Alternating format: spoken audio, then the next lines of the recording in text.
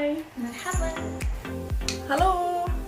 And welcome to the Global Creators Podcast with your hosts Nessa, Mirette, and me, Holly.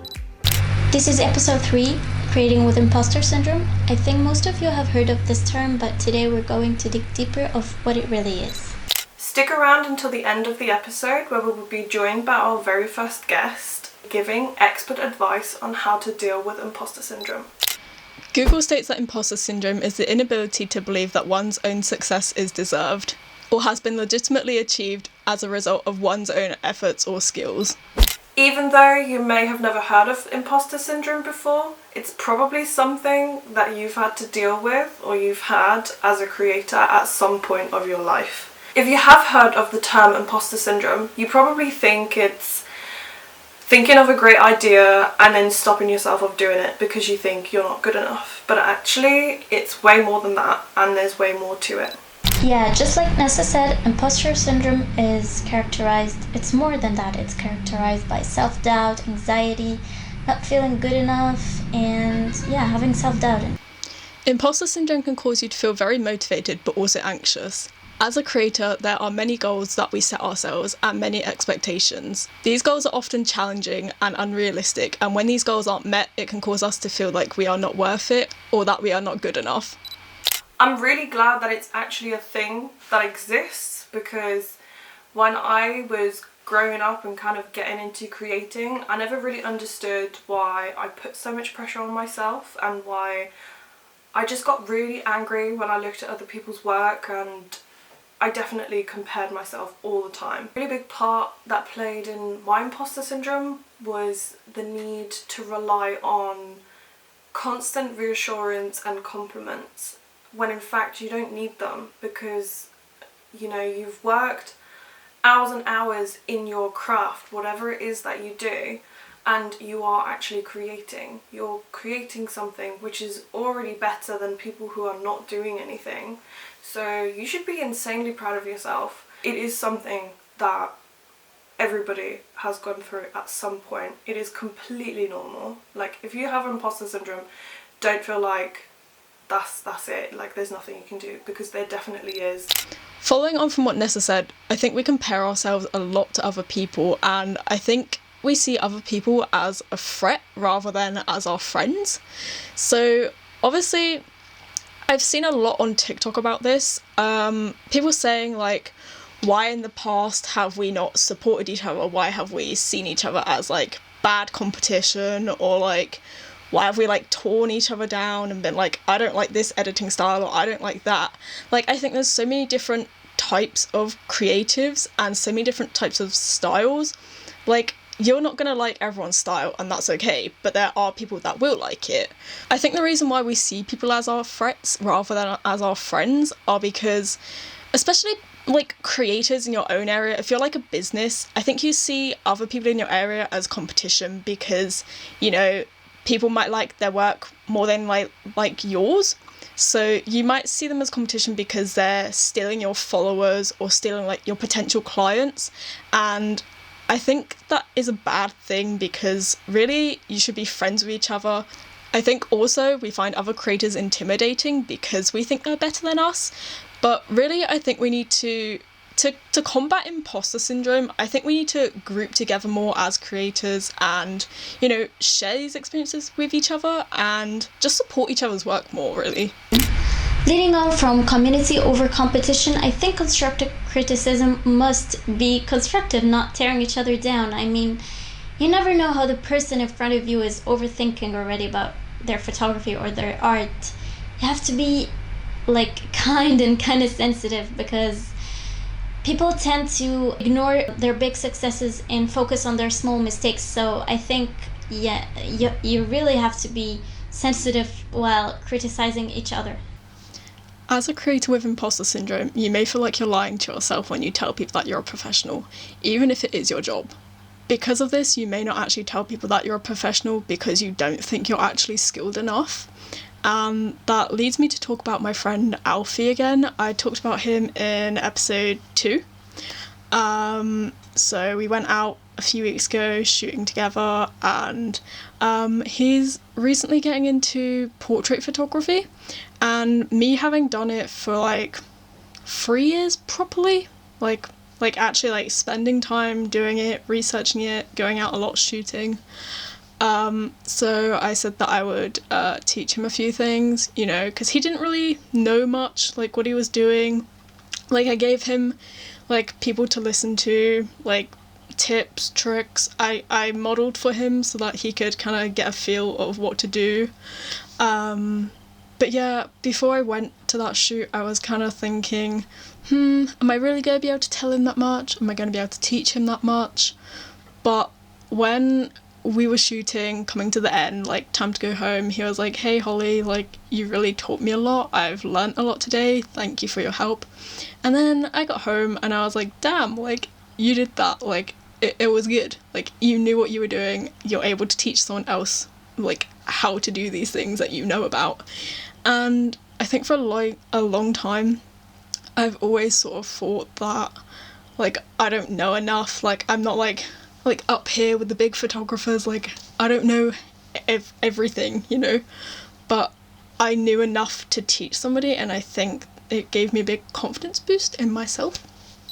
So here we are with a very, very special guest today, who is Yasmine. She's a life coach, and she will tell us a lot about imposter syndrome. Hi, I'm so glad I got to be with you girls. So I'm Yasmine, and I'm a life coach. I'm an addiction recovery coach, a counselor to be like a therapist. I'm still finishing my master's degree, and I'm in love with education. And I'd continue doing that till the end of time. And I'm happy I'm here with you girls to talk about stuff like that. Okay, so moving on, would like to ask you what you think some of the causes of imposter syndrome are. Imposter syndrome, the causes of it could be self-doubt. Like every person, they always doubt themselves, their abilities sometime in life, maybe every day, 2 minutes of self-pity. But when it's something that considers you to become creative, to think of what you're doing, who you are, something that you're providing for people, you start doubting yourself even more if you don't find enough support with people around you, with your friends, fellow creators.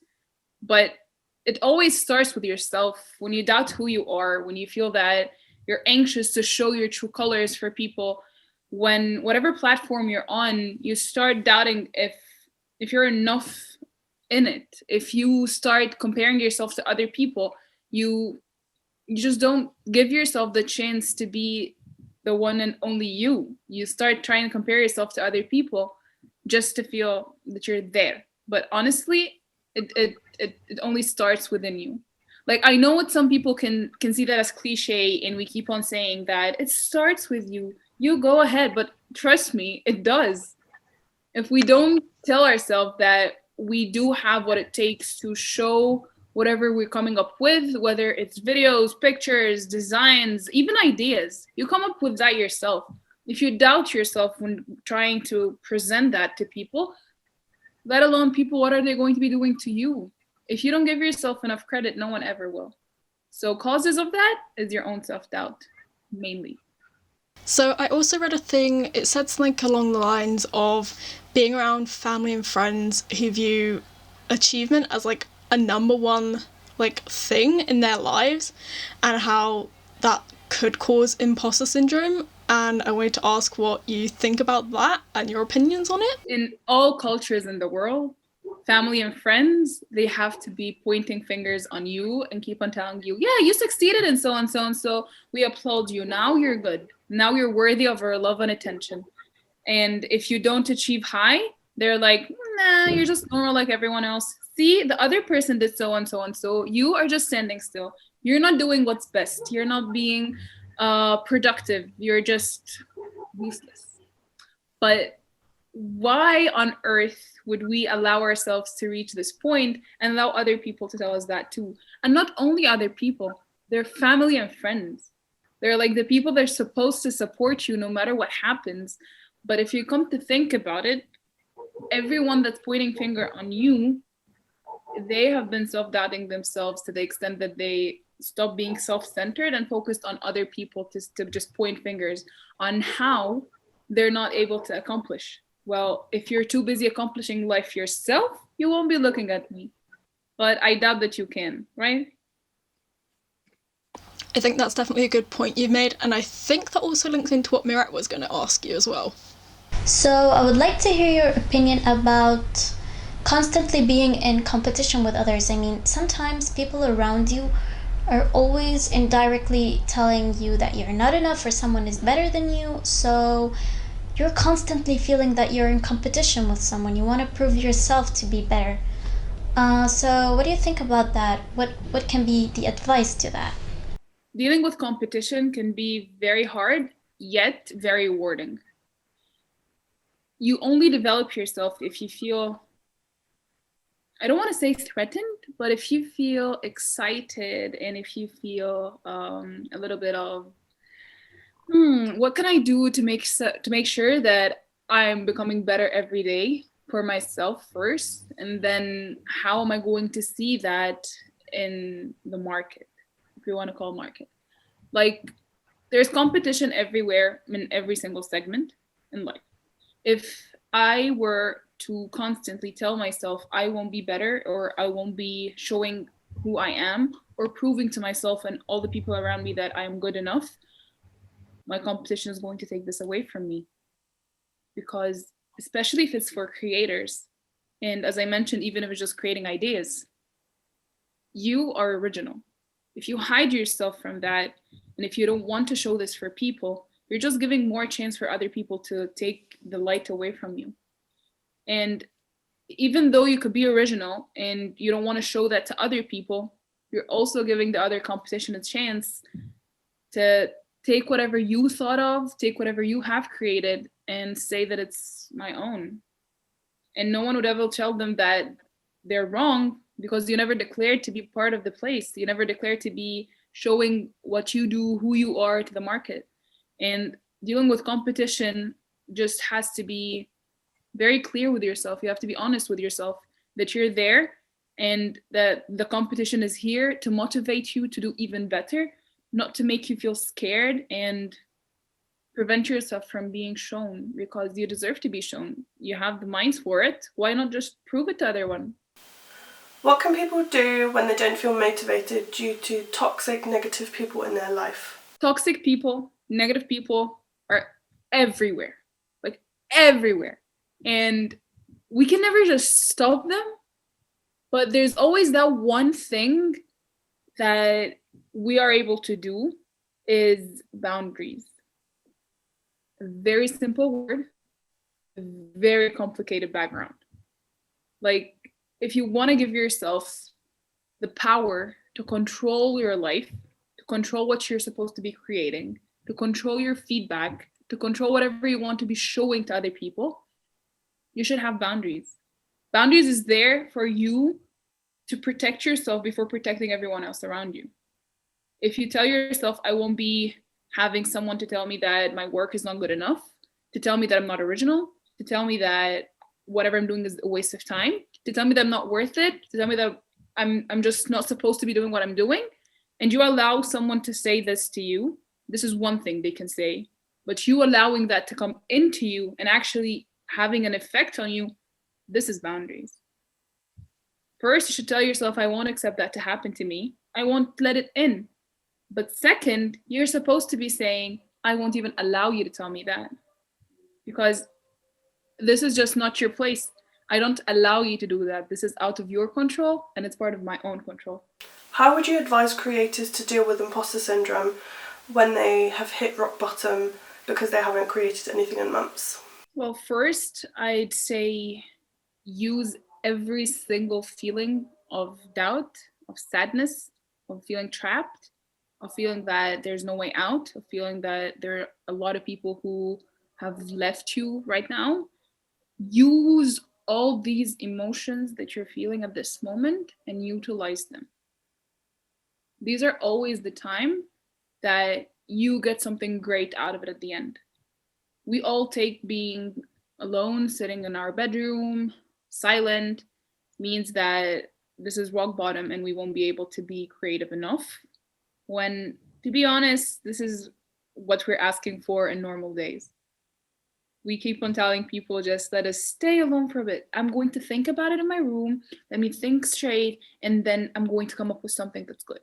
Well, you have that. It's just right there. But the thing is, you can't always control whatever's going on in here because the perspective is different. Before, you're doing that because you want to do that, but right now, you must do that.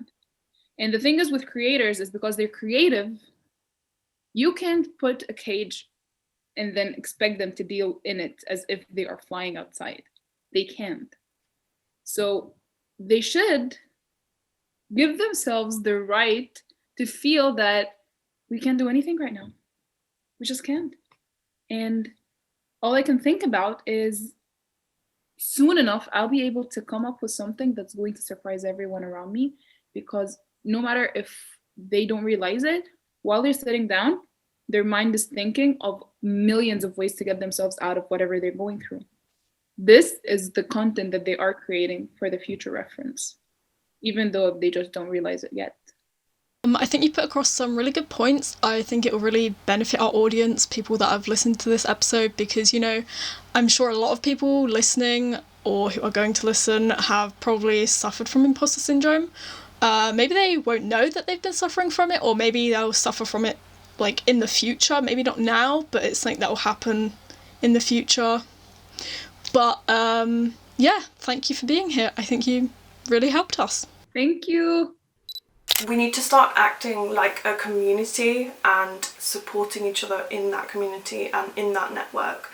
Society is definitely part of the problem. We tear each other down instead of supporting each other, and every single person that's listening right now should go out of their way and compliment somebody, compliment somebody that you do like their work of, because being nice doesn't cost anything.